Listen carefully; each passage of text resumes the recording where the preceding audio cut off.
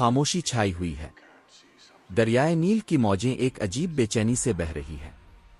کیا اب جانتے ہیں کہ ایک ایسا شخص جو خود کو خدا کہتا تھا، جب وہ ڈوبا تو اس کی لاش آج بھی ایک نشان عبرت کے طور پر موجود ہے۔ یہ کوئی افسانہ نہیں بلکہ قرآن کی سچی بات ہے، ایک ایسا واقعہ جس میں غرور، طاقت، ظلم اور پھر خدا کی گرفت کی داستان چھپی ہے۔ آئیے چلتے ہیں ہزاروں سال پیچھے مصر کے فرعون کے دربار میں، جہاں حضرت موسیٰ علیہ السلام نے خدائی پیغام سنایا اور فرعون نے غرور کے ساتھ کہا، میں ہی تمہارا سب سے بڑا رب ہوں۔ یہ صرف ایک آغاز ہے، آگے کیا ہوا جانیے مکمل ڈاکیومنٹری میں۔ فرعون کا ظلم اور حضرت موسیٰ کا مکمل واقعہ۔ فرعون مصر کا بادشاہ تھا۔ وہ بہت ظالم اور گھمنڈی تھا۔ وہ اپنے آپ کو خدا کہتا تھا۔ وہ بنی اسرائیل پر سخت ظلم کرتا تھا، ان کے بیٹوں کو قتل کروا دیتا تھا اور عورتوں کو زندہ چھوڑ دیتا تھا تاکہ وہ غلام بن کر رہے۔ ایک دن فرعون نے خواب دیکھا کہ بنی اسرائیل میں ایک بچہ پیدا ہوگا جو اس کی حکومت کو ختم کر دے گا۔ اس خواب کی وجہ سے وہ بہت ڈر گیا اور اس نے حکم دے دیا کہ بنی اسرائیل کے ہر نوزائیدہ لڑکے کو قتل کر دیا جائے۔ انہی دنوں حضرت موسیٰ پیدا ہوئے۔ اللہ کے حکم سے ان کی ماں نے انہیں ایک صندوق میں رکھ کر دریا میں چھوڑ دیا۔ اللہ نے اس بچے کی حفاظت فرمائی۔ وہ صندوق بہتا ہوا فرعون کے محل تک پہنچ گیا۔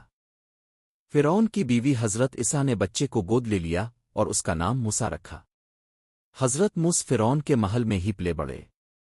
جوانی میں ایک دن ان سے غلطی سے ایک قبطی قتل ہو گیا۔ اس کے بعد حضرت موسیٰ مدین چلے گئے اور وہاں کئی سال رہے۔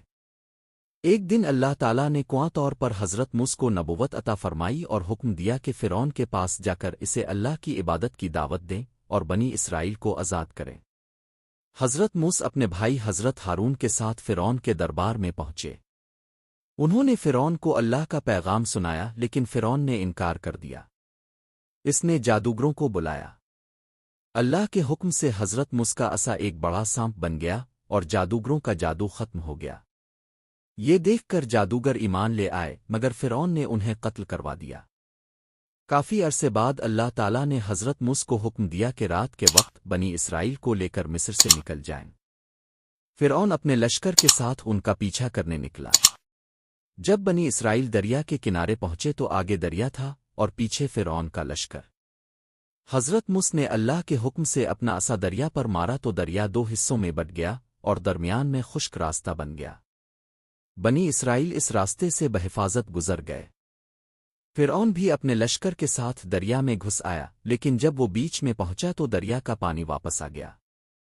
فرعون اور اس کا لشکر سب ڈوب گئے۔